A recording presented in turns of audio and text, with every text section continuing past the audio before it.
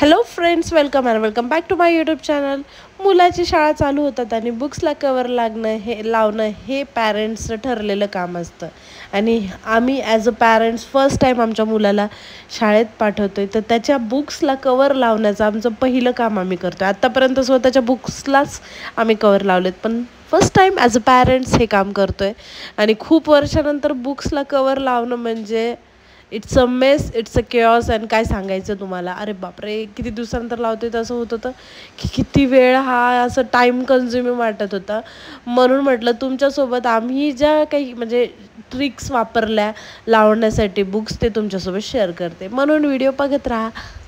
चला तर स्टार्ट करूया. फर्स्ट ऑफ ऑल निहालच्या स्कूलमध्ये अशी ट्रान्सपरंटवाली शीट त्यांनी अलाव केली होती बुक्सला लावण्यासाठी, जेणेकरून त्याची नावं वगैरे लक्षात येतील आणि कुठलं बुक आहे त्यांना कळेल असं. तर ही अशी रिम आणली होती आम्ही, 150 मीटरची ही रिम होती, तर ही आणली. आणि ट्रान्सपरंट म्हणण्यापेक्षा फुल्ली ट्रान्सपरंट नाही आहे ती, थोडंसं व्हाईटिश आहे.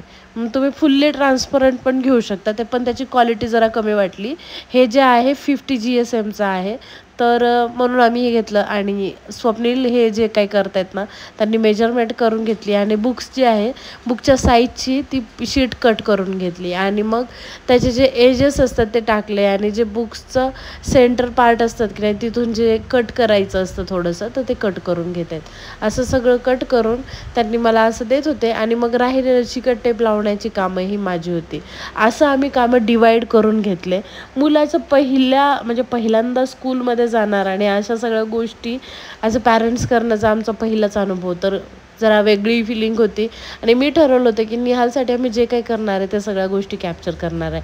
आणि अख्खा त्याचे 7 जे टेक्स्टबुक होते, 7 टेक्स्टबुक आणि वर्कशीट असं करून आम्ही जवळपास 9 ते 10 बुक्सला कवर लावलं. आणि ह्यामध्ये आम्ही पूर्ण डल झालो, काय सांगायचं. स्वप्नील फक्त मला कट करून देत होते आणि मी लावत होते. शेवटी मी वैतागली आणि म्हटलं तुम्ही आता लावायचं सगळं, मीच नाही करणार. आणि नाव टाकण्याचं पण काम माझ्याकडंच होतं. आणि मी छोटे छोटे मिनी स्टिकर्स घेतले होते मुलाच्या सगळ्या वस्तूंना लावण्यासाठी. जर तुमच्याकडे पण लहान मुलं आहे आणि त्यांनी असं स्कूलमध्ये काही काही गोष्टी विसरत असेल, हरवत असेल ना, तर त्याच्या प्रत्येक गोष्टीला, जसं की पेन, पेन्सिल, ज्यांचा बॉक्स असेल, लंच बॉक्स असेल, वॉटर बॉटल असेल, वॉटेवर त्यांच्या वस्तू आहेत त्या प्रत्येकावर नाव टाकून टाकायचं.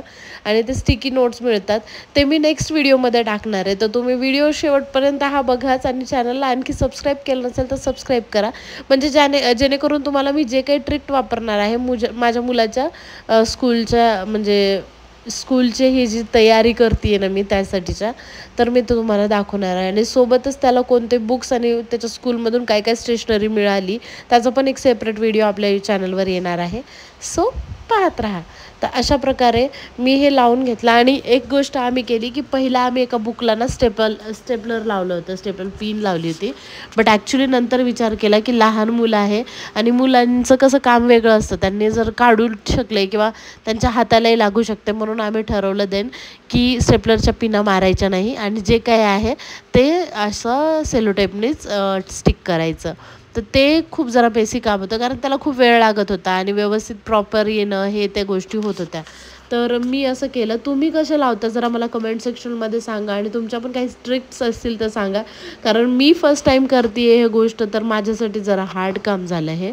काही सोप्या ट्रिक तुम्हाला माहीत असतील तर सांगा. चला मग आता तुम्ही एन्जॉय करा. व्हिडिओ कसा वाटतोय मला सांगा.